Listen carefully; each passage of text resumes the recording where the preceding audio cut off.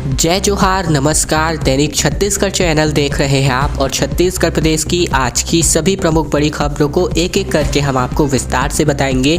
इससे पहले अगर आप छत्तीसगढ़ प्रदेश के हैं, छत्तीसगढ़ समाचार ठीक इसी प्रकार रोजाना देखना चाहते हैं तो नीचे लाल कलर का सब्सक्राइब बटन दिया है, जिसे दबाकर इस चैनल को आपको सब्सक्राइब करना है। पहली बड़ी खबर आ रही है, फर्जी ग्राम सभाओं की जाँच नहीं करा पाई सरकार। 300 किलोमीटर वापस पैदल चलकर राज्यपाल और मुख्यमंत्री से मिलने आए थे ग्रामीण, जिसके बारे में हमने आपको न्यूज कवरेज भी प्रदान किया हुआ था। राज्यपाल ने पत्र तो लिखा लेकिन जांच अभी तक नहीं हो पाई है। दरअसल छत्तीसगढ़ सरकार ग्रामीणों से वादा करने के बाद भी हसदेव क्षेत्र में फर्जी ग्राम सभा की शिकायतों की जांच नहीं करा पाई है।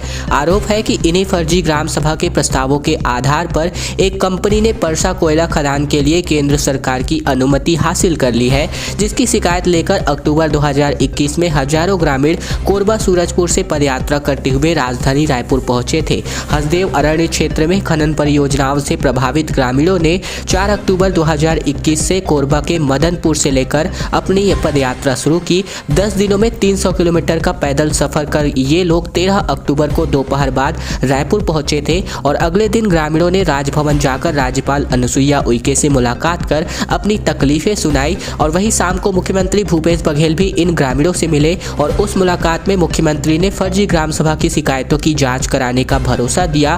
ग्रामीणों ने कहा है कि सरकार उनके साथ अन्याय नहीं होने देगी, लेकिन अब कई महीने बीत चुके हैं लेकिन सरकार अब तक फर्जी ग्राम सभाओं की जांच नहीं करा पाई है।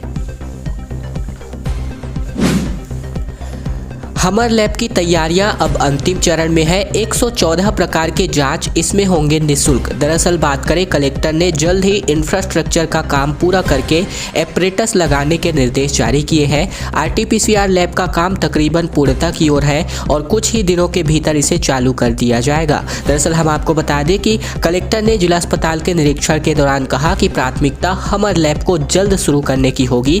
इसके लिए युद्ध स्तर पर तैयारी किया जाए। हमर लैब के प्रारंभ होने से मरीजों को निःशुल्क जांच की सुविधा तो होगी ही होगी, साथ ही साथ जो है इसके प्रारंभ होने की वजह से कैंपस के डॉक्टरों के लिए भी सुविधाएं बढ़ जाएंगी और रिपोर्ट तय समय पर मिल सकेगी। वायरोलॉजी लैब शुरू होने से अभी कोविड के आरटीपीसीआर टेस्ट की सुविधा मिल सकेगी। इसके अलावा हम आपको बता दें कि जिला अस्पताल को अपग्रेड करके सर्वोच्च स्तर की यहाँ पर सुविधा दी जाएगी। इसके अलावा हमर लैब का जो काम है वो यहाँ पर फिलहाल किया जा रहा है। दरअसल हम आपको बता दें कि हमर लैब की तैयारियां अब अंतिम चरण पर है। इसके शुरू होने से 114 प्रकार के जांच एक ही कैंपस में निःशुल्क हो सकेंगे और इसके साथ ही आरटीपीसीआर लैब भी जल्द शुरू हो जाएगा। इसके चलते सैंपल को एम्स भेजने की जरूरत नहीं पड़ेगी। कलेक्टर डॉक्टर सर्वेश्वर नरेंद्र भूरे ने यानी कि SN भूरे ने जिला अस्पताल में इसकी तैयारियों का निरीक्षण किया है। लगातार हमसे सवाल पूछे जा रहे हैं कि क्या बोर्ड परीक्षाएं ऑफलाइन होगी या ऑनलाइन, तो ये जो है सीधा सा जवाब हम आपको देना चाहते हैं कि बोर्ड परीक्षाएं किसी भी हाल में इस बार ऑफलाइन ही होंगी। दरअसल बता दें, ऑनलाइन बनाम ऑफलाइन को लेकर खबर है। शिक्षा मंडल ने अब पूरी तरीके से फैसले को स्पष्ट कर दिया है कि कैसे बोर्ड एग्जाम को कंडक्ट कराया जाएगा।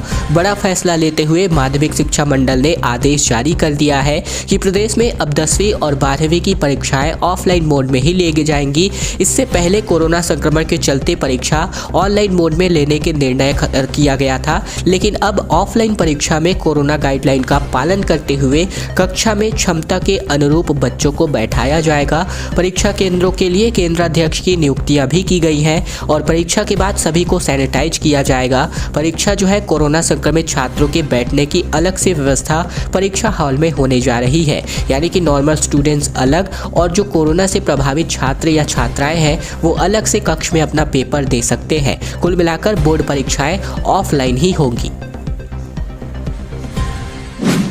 कागजों पर लाखों की करोड़ों की धान खरीदी हो गई है, लेकिन किसी को भी इसकी भनक नहीं। ये जो मामला है वो अब उभर कर सामने आ रहा है धान खरीदी बंद होने के पश्चात। दरअसल सरकारी जमीन पर इन्होंने पंजीयन करा लिया, रुपयों का भुगतान भी इनके नाम पर हुआ। 5 पर FIR हुई है, लेकिन सभी फरार बताए जा रहे हैं। छत्तीसगढ़ में धान बेचने के लिए किसान बारिश और ठंड में जद्दोजहद करते रहे, तो वहीं लाखों करोड़ों रुपए की धान खरीदी कागजों पर ही कर ली गई। यह कारनामा कर दिखाया गया है समिति और तहसील के कर्मचारी अधिकारियों ने मिलकर उन्होंने पहले सरकारी जमीन पर धान उगाई, फिर उसका फर्जी किसानों से पंजीयन भी करा दिया और खरीदी की गई और रुपयों का भुगतान भी हो गया। मामला जांजगीर जिले का है। फिलहाल अभी तक एक मामला सामने आ रहा है, लेकिन ये गारंटीड है कि अभी तक लगभग अगर मैं बात करूं तो पूरे छत्तीसगढ़ से कई ढेरों ऐसे मामले सामने आने अब भी बाकी है। अब केंद्र प्रभारी सहित 5 लोगों के खिलाफ एफआईआर दर्ज कराई गई है। जिले के नवागढ़ ब्लॉक के तुलसी और किरीत धान खरीदी केंद्र में गड़बड़ी का मामला सामने आया है और इसकी शिकायत एक किसान उमेश सिंह ने कलेक्टर से की है। आरोप है कि धान खरीदी केंद्र में तुलसी से पंजीकृत कई ऐसे किसान नाम हैं जो सैकड़ों एकड़ शासकीय भूमि के मालिक बताए गए हैं। खास बात यह है कि यह जो जमीन धान बेचने के लिए पंजीकृत कराई गई है वह शासन के ऑनलाइन पोर्टल में भी शासकीय भूमि के तौर पर रिकॉर्ड तौर पर उपस्थित है। उत्तर प्रदेश में छत्तीसगढ़ की न्याय योजना लागू होने जा रही है अगर कांग्रेस वहां चुनाव जीतती है तो, क्योंकि कांग्रेस के घोषणा पत्र में गोधन न्याय योजना का वादा वहां पर किया जा रहा है। फसल नुकसान पर मुआवजे की भी बात की जा रही है। उत्तर प्रदेश के विधानसभा चुनाव में कांग्रेस के नेता कार्यकर्ता ही नहीं लगे हुए हैं, बल्कि छत्तीसगढ़ की योजनाओं का भी प्रचार अभियान का हिस्सा बन गया है। अब कांग्रेस ने चुनाव घोषणा पत्र में छत्तीसगढ़ जैसी गोधन न्याय योजना शुरू करने का वादा, कांग्रेस के चुनावी दस्तावेज यूपी का उन्नति विधान नामक दस्तावेज में इसका खास तौर पर जिक्र किया गया है। मुख्यमंत्री भूपेश बघेल ने इसकी जानकारी देते हुए लिखा है कि मुझे बताते हुए प्रसन्नता हो रही है कि आगामी उत्तर प्रदेश विधानसभा चुनाव हेतु जारी कांग्रेस पार्टी के घोषणा पत्र यूपी का उन्नति विधान में छत्तीसगढ़ मॉडल का जिक्र हुआ है। पार्टी ने छत्तीसगढ़ की तर्ज पर उत्तर प्रदेश में भी गोधन न्याय योजना लागू करने का संकल्प लिया है। घोषणा पत्र में कहा गया है कि आवारा पशुओं की समस्या के समाधान के लिए छत्तीसगढ़ मॉडल की तर्ज पर गोधन न्याय योजना लागू की जाएगी और इसके तहत गाय के गोबर को 2 रुपए प्रति किलो की दर से खरीदा जाएगा। स्व सहायता समूहों को प्रोत्साहित किया जाएगा कि वे वर्मी कंपोस्ट और दूसरे कामों में गोबर का इस्तेमाल किया जा सके। जो भी आवारा पशु गांव की गौशाला में रखे जाएंगे उसके लिए एक निश्चित अवधि तक 500 प्रति मवेशी की दर से भुगतान किया जाएगा।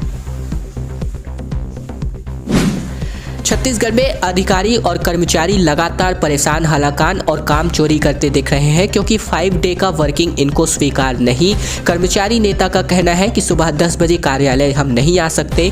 कर्मचारी संघ ने कहा कि 5:30 बजे छूटे तो रात हो जाएगी घर पहुंचते। दरअसल बात करें छत्तीसगढ़ में 5 डे वर्किंग यानी कि 5 दिनों का कार्यकाल तय करने के बाद अब छत्तीसगढ़ सरकार ने कार्यालयों में कामकाज के घंटों में बदलाव भी कर दिया है, मगर लेट लतीफी को अपनी आदत बना चुके कर्मचारी इसे स्वीकार नहीं कर पा रहे हैं। एक कर्मचारी नेता ने यहां तक कह दिया है कि वह सुबह 10 बजे कार्यालय नहीं आ सकते हैं। सरकार चाहे तो 5 दिन का वर्किंग डे वाला आदेश वापस ले ले। छत्तीसगढ़ के तृतीय श्रेणी कर्मचारी संघ के प्रदेश अध्यक्ष विजय झा के मुताबिक पहले मैदानी कार्यालयों के लिए सुबह 10:30 बजे से शाम 5 बजे तक की कार्य अवधि निर्धारित की गई थी, जबकि सरकार ने इसे 10 बजे से 5:30 बजे तक कर दिया है। अब आप बताइए कि इतनी सुबह कोई कार्यालय कैसे आएगा? ये सभी बातें नेता और लोगों ने कही हुई है। इसके अलावा महिलाएं हैं, वे घर का कामकाज निपटा कर आती है, उनको पति और बच्चों को भी देखना होता है। वे सुबह 10 बजे कार्यालय कैसे पहुंच पाएंगी? हमने 5 दिन का कार्य दिवस तो मांगा नहीं था, सरकार ने अपने मन से कह दिया है। यह बुरा नहीं है, इसका स्वागत है, लेकिन 10 बजे कार्यालय आने की बात स्वीकार्य नहीं की जा रही है। ये सभी बातें जो यहाँ पर कर्मचारी संघ के नेता है इन्होंने अपनी तरफ से मांग रखते हुए कही हुई है। आईटीआई करने वाले स्टूडेंट्स के लिए सुनहरा मौका है। बीएसपी यानी कि भिलाई स्टील प्लांट में 639 पदों के लिए विज्ञापन जारी किया गया है। दरअसल ये विज्ञापन किसी खास प्रकार के नौकरी के नहीं बल्कि अप्रेंटिस के पदों के लिए है। दरअसल हम आपको बता दें कि जिन लोगों ने भी आईटीआई और इंजीनियरिंग का डिप्लोमा किया हुआ है और अच्छी जगह ट्रेनिंग करके अच्छी नौकरी पाने का सपना देख रहे हैं तो ये खबर उनके लिए काम की है, क्योंकि भिलाई इस्पात संयंत्र यानी कि भिलाई स्टील प्लांट प्रबंधन ने ऐसे लोगों के लिए सुनहरा मौका लेकर आया है। बीएसपी ने अलग अलग ट्रेड के लिए 639 पदों के लिए विज्ञापन जारी कर दिया है। सिलेक्शन के बाद इन सभी अभ्यर्थियों को ट्रेनिंग दी जाएगी। बीएसपी प्रबंधन से मिली जानकारी के मुताबिक आवेदन करने के लिए अंतिम तिथि 6 मार्च 2022 निर्धारित की गई है और इसके लिए ऑनलाइन मोड आवेदन के आमंत्रित किए जाएंगे। जितने पदों पर ट्रेनिंग के लिए विज्ञापन जारी किया गया है वह अस्थायी है और आवश्यकता पड़ने पर इसे बढ़ाया या घटाया जा सकता है। ट्रेनिंग के लिए वही अभ्यर्थी आवेदन कर सकते हैं जिसने अप्रेंटिस अधिनियम 1961 या 1973 जो कि संशोधित है इसके अनुसार न तो पहले कोई प्रशिक्षण प्राप्त किया हो और न ही वर्तमान में प्रशिक्षण प्राप्त कर रहा हो। छत्तीसगढ़ में शराबबंदी का वादा लेकर के सत्ता में आई कांग्रेस सरकार ने अब अपना जो रुख है वो लगातार स्पष्ट कर रही है। शराबबंदी को लेकर मंत्री कवासी लखमा बोले, कोई नहीं चाहता शराबबंदी हो। सरगुजा से लेकर बस्तर तक शराब दुकान खोलने की लगातार मांग उठ रही है। फिलहाल कवासी लखमा ने यही बयान दिया है। छत्तीसगढ़ में शराबबंदी को लेकर आबकारी मंत्री कवासी लखमा का बयान आया है। मंत्री लखमा के मुताबिक शराब के संबंध में फैसला कैबिनेट और मुख्यमंत्री भूपेश बघेल लेंगे, लेकिन वे जब से मंत्री बने हैं तब से अब तक एक भी आवेदन शराब दुकान को बंद करने के लिए नहीं आया है। सरगुजा से लेकर बस्तर तक और मध्य छत्तीसगढ़ में हर जगह शराब की दुकान खोलने की लेकर मांग उठ रही है। मंत्री लखमा ने यह तक कह दिया कि शराब दुकान से दूर होने की वजह से अवैध दारू बिक रही है, इसीलिए अगर शराब दुकान खोलेंगे तो अवैध बिक्री भी बंद होगी। दरअसल लखमा के मुताबिक सिर्फ भाजपा को छोड़कर छत्तीसगढ़ का मजदूर, किसान और आम आदमी कोई भी शराब दुकान बंद करने की मांग नहीं कर रहा है। सिर्फ राजनीति और प्रोपेगेंडा के अलावा भाजपा और कुछ नहीं कर रही है। ये सभी बातें बीते दिन छत्तीसगढ़ के आबकारी मंत्री कवासी लखमा ने कही हुई है।